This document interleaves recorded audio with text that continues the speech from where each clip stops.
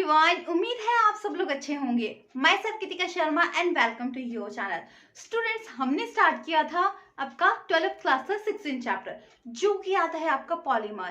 Polymer होता क्या है वो डिस्कस किया, एक बार रिवाइज कर लेते हैं। पॉलीमर, पॉली मतलब मैनी, मर्स मतलब यूनिट, मतलब बहुत सारे पॉलीमर्स यूनिट, ठीक है, डिस्कस किया।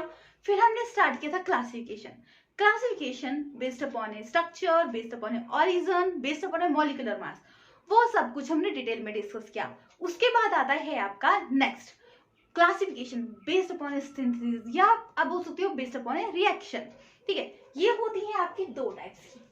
एक आती है आपकी एडिशन, क्या आती है एडिशन, सेकेंड आती है आपकी कंडेंसेशन। ठीक है, दो टाइप्स की आती है।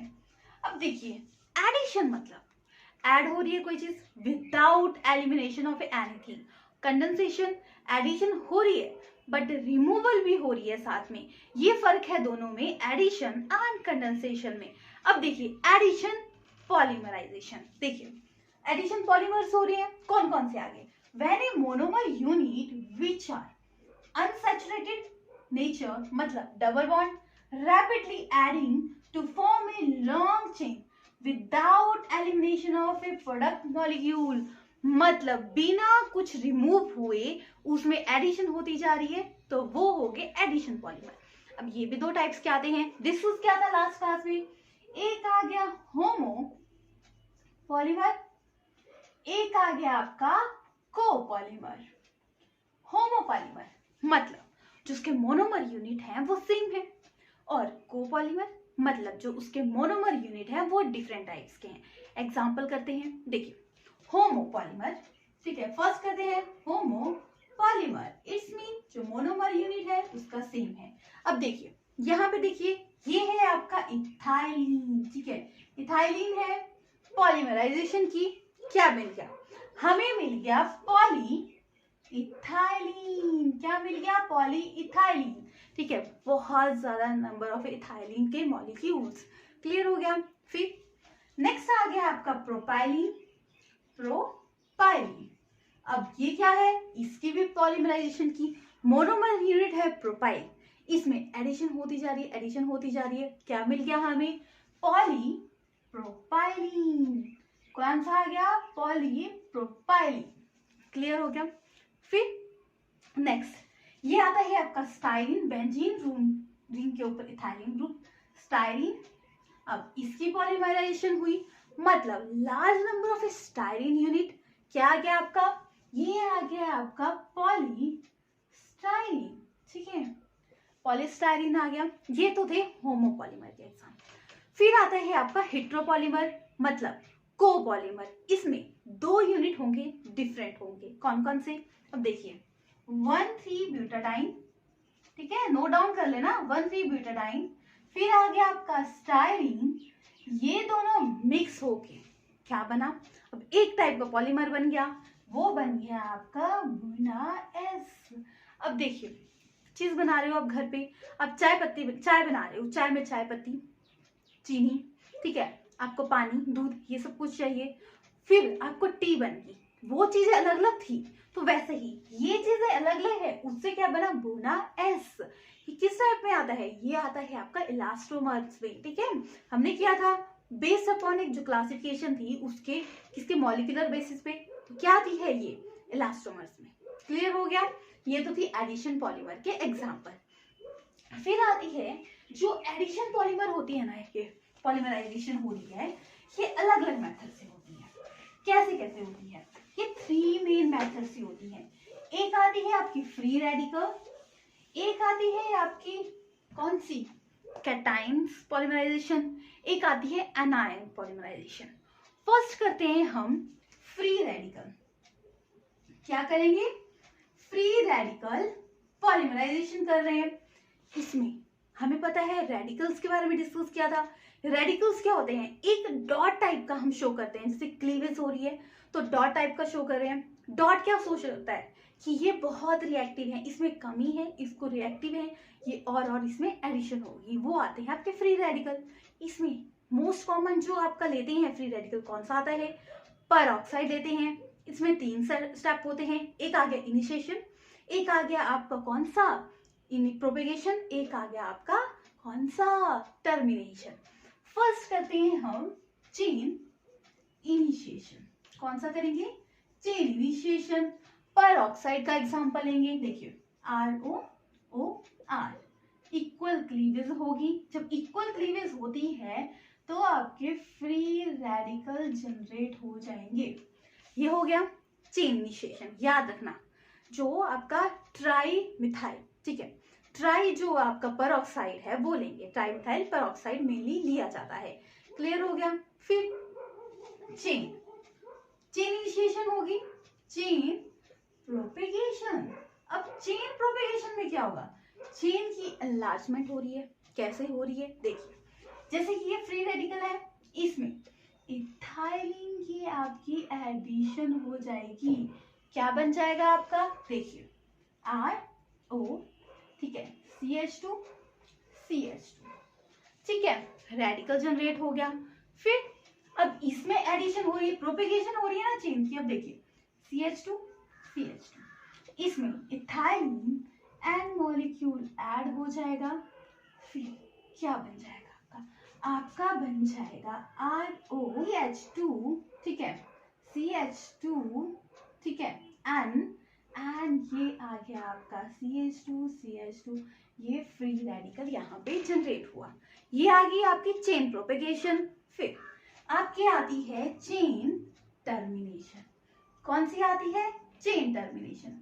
अब जो ये चेन टर्मिनेशन है ये दो प्रोसेस में होती है। एक आ गई आपकी कपलिंग, ठीक है, एक आ गई आपकी डिसप्रपोर्शन, ठीक है, डिसप्रपोर्शनल। इसमें क्या होता है? कपल्स की बात की गई है। कपलिंग मतलब एडिशन हो रही है, ठीक है, जुड़ रहे हैं चीजें, ठीक है, मतलब लॉन्ग चेन बन रही है। तो देखिए कैसे बनेगी। अब देखिए आपकी ये है, एडिशन हो रही है H2, ठीक है, CH2 एंड मॉलिक्यूल, फिर CH2 यहाँ पे फ्री रेडिकल। अब इसमें क्या हो रही है? एडिशन हो रही है सेम इसी मॉलिक्यूल की। कपलिंग हो रही है ना, आइसोलेशन मतलब एडिशन हो रही है, ठीक है, CH2 एंड OR। तब आपकी फॉर्मेशन होगी, आइसोमराइजेशन होगी, कोलिजन हो रही है मतलब कोलाइड कर रहे हैं ये, तो क्या बन जाएगी?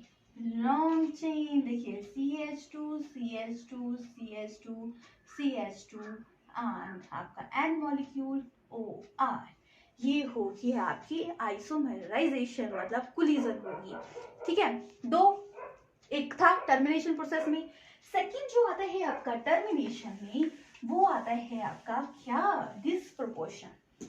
अब डिसप्रपोर्शन में क्या होता है? अब देखिए दो ये चीजें हैं, यहाँ पे बना के देखती हूँ डिसप्रपोर्शन में क्या हो रहा है। देखिए याद रखिएगा ध्यान से, CH2 एंड CH2, ठीक है, प्लस ऐसे ही एक और होगा CH2 का 2, फिर N, फिर आ गया OR, ठीक है। एक में एडिशन हो जाएगी, एक में रिमूवल हो जाएगी। मतलब देखिए RO CH2 का N, CH2 CH3, एक बन गया आपका एल्केन्स, ठीक है, एक बन गया आपका एल्कीन्स। क्या बन गया? एक आपका एल्कीन्स बन गया। कैसे बन गया? देखिए CH2 एंड CH2, ये बन गया आपका एल्कीन्स, ठीक है। किस प्रोसेस में? एल्कीन्स, ठीक है। ये डिसप्रपोर्शन में दो टाइप से टर्मिनेशन हुई, एक आ गई आपकी कपलिंग, एक आ गया आपकी डिसप्रपोर्शन। क्लियर हो गया?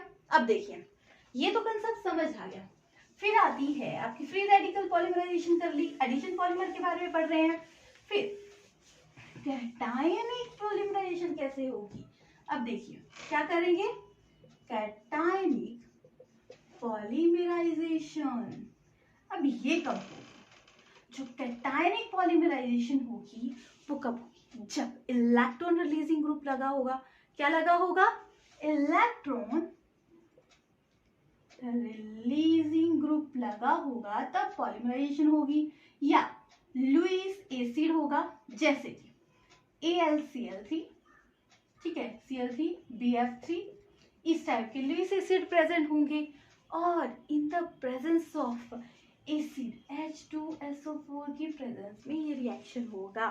क्लियर हो गया? कैसे होगी चलिए देखते हैं। हम लेंगे आपका एग्जांपल आइसोब्यूटाइलिन, मतलब 3 कार्बन, ठीक है, CH3 और ये, ठीक है, CH2, फिर क्या बना H। कैटायन जनरेट होना है ना, तो देखिए यहाँ पे कैटायन कैसे जनरेट होंगे, CH3, ठीक है, CH3 हो गया, तो यहाँ पे जनरेट हो गया आपका पॉजिटिव चार्ज एंड ये आ गया आपका CH3, ठीक है, मतलब एक कमी है। अब देखिए इसमें एडिशन कैसे होगी।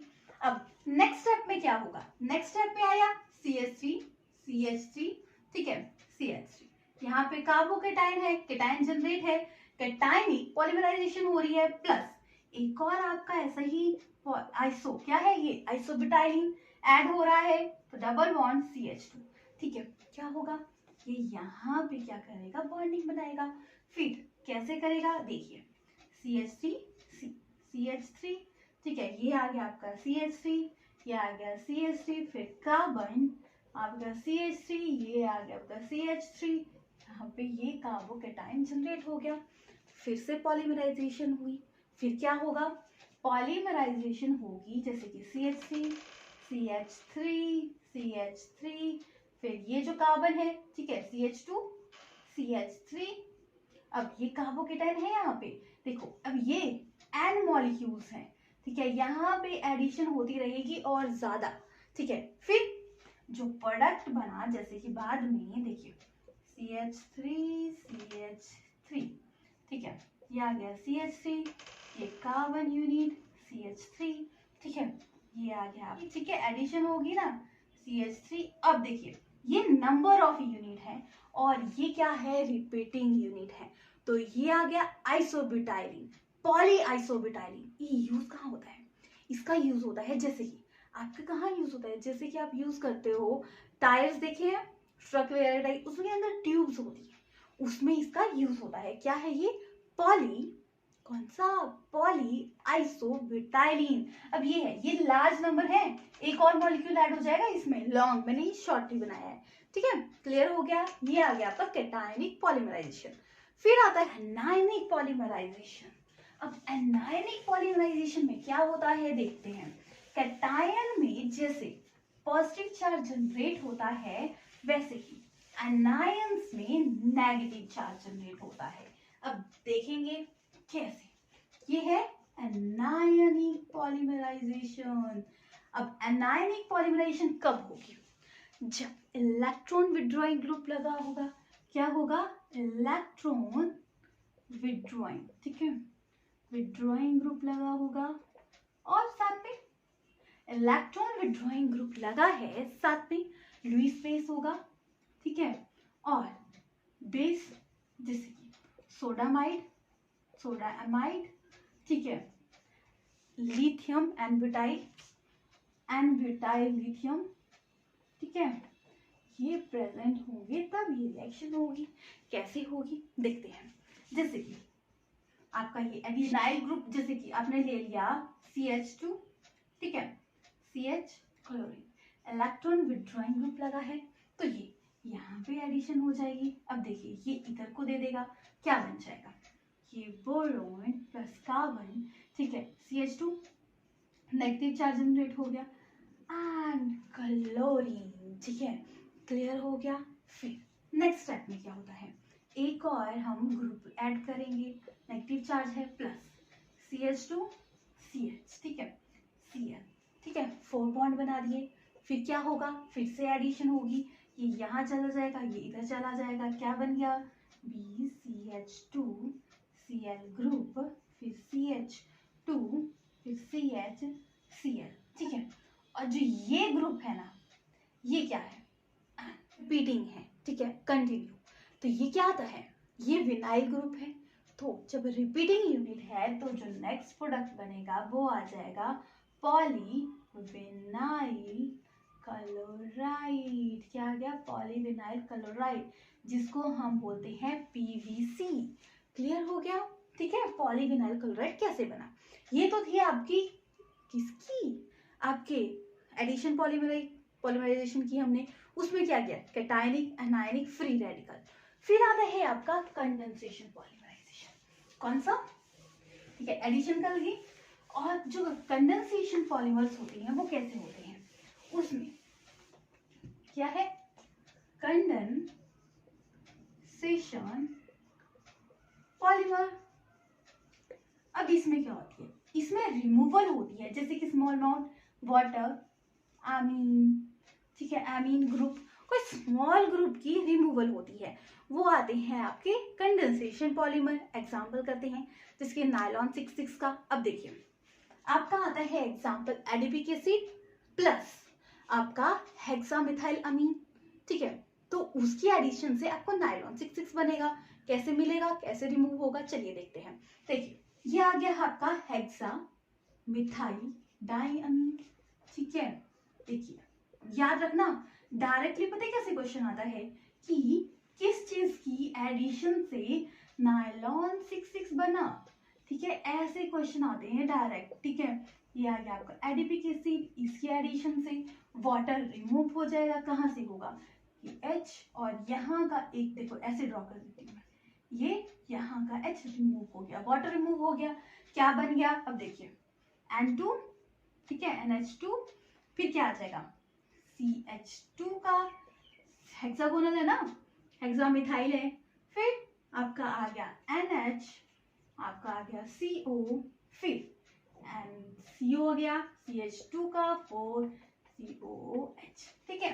अब इसमें एडिशन हो रही है किसकी, आपके डाइमिथाइल की, देखिए डाइमिथाइल अमीन, ठीक है, हेक्सामिथाइल डाइमीन, सॉरी, ठीक है, 6 आपकी NH2। सेम प्रोसेस होगा, वाटर मॉलिक्यूल रिमूव हो जाएगा और फॉर्मेशन हो जाएगी। अब देखिए क्या बन जाएगा, H2N, ठीक है, CH2 का 4, ठीक है, NH, CO, फिर CH2 6 4, ठीक है, फिर आ जाएगा CO, फिर आ जाएगा फिर से अगेन NH, CH2 का 6 और आ गया आपका NH2। अब देखिए एक चीज नोट की, ये क्या है, ये रिपीटिंग यूनिट है, मतलब इसके बाद ये आएगा, फिर इसके बाद ये आएगा, फिर ये कंटिन्यू चेन होगी, तो ये स्ट्रक्चर बनता है आपका। देखिए पूरा हम इसको ऐसे लिख सकते हो n, ठीक है, नंबर ऑफ ए n, क्या ये भी लिख सकते हैं, ये मैंने फर्स्ट स्टेप, सेकंड स्टेप में a number of a repeating unit ये हटा दिया, और ये जो नेक्स्ट स्टेप में n रिपीटिंग हो गया, तो ये हो गया आपका नायलॉन 66। क्वेश्चन क्या होगा, नायलॉन का मोनोमर यूनिट कौन से आते हैं, तो याद रखना adipic acid and hexamethyl डाइअमीन। Clear हो गया, ये तो थी कंडेंसेशन पॉलीमर। फिर आता है आपका मॉलिक्यूलर मास, ठीक है, मॉलिक्यूलर मास पॉलीमर का ही डिस्कस कर रहे हैं तो उसी का डिस्कस करेंगे। तो मॉलिक्यूलर मास आप कैसे निकालोगे पॉलीमर का, मॉलिक्यूलर मास ऑफ पॉलीमर, ठीक है। अब देखिए पॉलीमर है, लॉन्ग चेन हो गया, हाई मॉलिक्यूलर मास होता है, तो देखिए हाई मॉलिक्यूलर मास होता है, कॉम्प्लेक्स स्ट्रक्चर होता है, तो कैसे मेजर करेंगे, देखो अब हर चीज है इजीली तो नहीं होगी। अब देखिए एक चीज है वो रिपीटिंग है, तो ये कितनी बार रिपीटिंग है वो उसका काउंटिंग, जैसे 10 है 20 है, मतलब फिक्स नंबर है, सही बन रहा है, अब जितना लॉन्ग चेन बना सको, बट उसका एग्जैक्ट हमें नहीं पता कि कितना हो सकता है। तो कैसे निकालते हैं हम, दो मेथड से निकालते हैं, एक निकालेंगे हम नंबर एवरेज, ठीक है, एवरेज मॉलिक्यूलर मास, ठीक है, number average molecular mass M N इस तरह से डिनोट करेंगे। फिर आएगा वेट एवरेज, क्या आ जाएगा, weight average molecular mass M. इस तरीके से हम क्या निकालेंगे, इसका क्या, आपका कितना वेट है, कितना मास है, क्योंकि पता होना चाहिए तभी तो हम निकाल सकते हैं इजीली, ठीक है। तो कैसे निकालेंगे देखते हैं। फर्स्ट कौन सा करेंगे हम, नंबर एवरेज मॉलिक्यूलर मास। अब नंबर एवरेज, ठीक है, एवरेज कब लेते हो, जब हमें एग्जैक्ट नहीं पता होता, तो हम क्या करते हैं, हमें पता है रिपीटिंग यूनिट है, कितने नंबर है, तो हमें नहीं पता मॉलिक्यूलर मास को मैं ऐसे ही mm लिख रही हूँ, ठीक है। नंबर एवरेज मॉलिक्यूलर मास कैसे डिनोट करेंगे, ठीक है। तो ये आ गया। बट अब एवरेज कब लेते हो, जब हमें एग्जैक्ट नहीं पता तो हम एवरेज लेते हैं।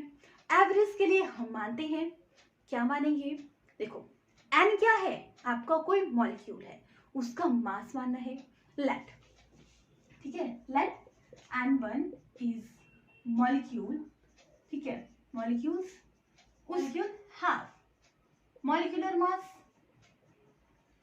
मास क्या आ जाएगा इसका, m1, ठीक है। ऐसे ही n2 का निकालेंगे। अब देखिए इसमें क्या है, बहुत ज्यादा रिपीटिंग यूनिट है, तो देखिए हम एवरेज ले रहे हैं, तो n3 हमें नहीं पता कितना nth नंबर तक है, ठीक है, तो ये ले लेंगे। फिर टोटल नंबर कितना आ जाएगा, total number of A molecular mass, देखिए टोटल मास ऑफ n1 क्या आ जाएगा, m1 total mass of n2 क्या आ जाएगा, m2 total mass of n3 m3 ठीक है। ये आ गया टोटल। कैसे निकालोगे, हम रेशियो के थ्रू निकालते हैं। एक आ गया n नंबर, ठीक है, नंबर टोटल नंबर, ठीक है, एक आ गया उसका टोटल मास, ठीक है, टोटल नंबर ऑफ मॉलिक्यूल्स और टोटल उसका मास। कैसे निकालेंगे, देखिए क्या आ गया, टोटल, ठीक है, मॉलिक्यूलर मास, ठीक है, एंड टोटल नंबर, ठीक है, टोटल नंबर्स, ऐसे लिख सकते हो आप। कैसे लिखोगे, अब देखिए इन सबको हम प्लस कर देंगे, क्या आ जाएगा, m1 n1 plus m2 n2 plus m3 n3, ठीक है, ऐसे करेंगे, सो ऑन है। वैसे ही टोटल नंबर्स क्या आ जाएगा, n1 plus n2 plus n3, so on. जब हमें सो ऑन है एग्जैक्ट पता नहीं है, तो हम क्या सिंबल यूज करते हैं, साइमन एंड आई से डिनोट करेंगे कि आई नेक्स्ट नंबर तक है, ठीक है, तो ये आ जाएगा आपका साइमन, ठीक है, एम आई एन आई, नीचे क्या आ जाएगा, एन आई टोटल नंबर, ठीक है। तो ये कैलकुलेट कर लिया हमने, क्या चीज, आपका टोटल नंबर एवरेज मॉलिक्यूलर मास। क्लियर हो गया, टोटल नंबर मॉलिक्यूलर मास निकाल लिया। अब ये तो कर लिया, फिर वेट एवरेज मॉलिक्यूलर मास को आप कैसे कैलकुलेट करेंगे, क्या करना है हमें कैलकुलेट, वेट एवरेज, ठीक है, वेट एवरेज को हम कैलकुलेट करेंगे, जो हमने टोटल मॉलिक्यूलर मास निकाला था उससे मास को मल्टीप्लाई करेंगे। देखिए इसको m से, n है ना यहाँ पे v वेट से डिनोट करेंगे। देखिए वेट से इसको डिनोट कर दिया। कैसे कैलकुलेट करेंगे, हम कैलकुलेट करेंगे, देखिए मोलर मास, जो इसका मास आया मॉलिक्यूलर मास, ठीक है, मॉलिक्यूलर मास टोटल, ठीक है, फिर आ गया आपका इनटू मॉलिक्यूलर मास, ठीक है, जो आ गया आपका total mass of n1 molecules, क्या आ जाएगा, n1 total mass of A n2 molecule, क्या आ गया, m2 total mass of A n3 molecule, क्या आ गया, m3 क्लियर हो गया। अब इसको मल्टीप्लाई करना है मॉलिक्यूलर मास से, मतलब m1 से मल्टीप्लाई करना है तो टोटल आ जाएगा। कैसे करोगे, देखिए सम, ठीक है, sum equal to m1 n1 into m1, ठीक है, प्लस m2 n2, क्या आ जाएगा आपका, m2 प्लस m3, ठीक है, m3 n3, इसको मल्टीप्लाई कर दिया m3, और ये क्या है आपका, सो ऑन है। तो वैसे ही total and total molar mass कैसे निकालोगे, मॉलिक्यूल का मास, देखिए वही mw, ठीक है, तो हम कैलकुलेट कर देंगे इसको, जैसे कि ये कैलकुलेट सॉल्व करके क्या आ जाएगा, m1 ठीक है, सॉरी इसको हम पहले लिखेंगे n1, ठीक है, mi का ट्वाइस, mi क्यों लिखा, क्योंकि ये बहुत नंबर्स हैं, ठीक है, ये आ गया, फिर n1 mi, ठीक है, क्लियर हो गया।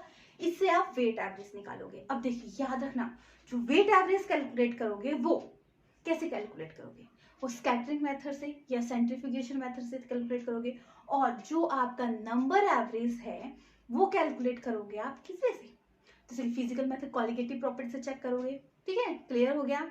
अब एक और चीज आती है पॉलीडिस्पर्सिटी इंडेक्स, पॉलीडिस्पर्सिटी इंडेक्स।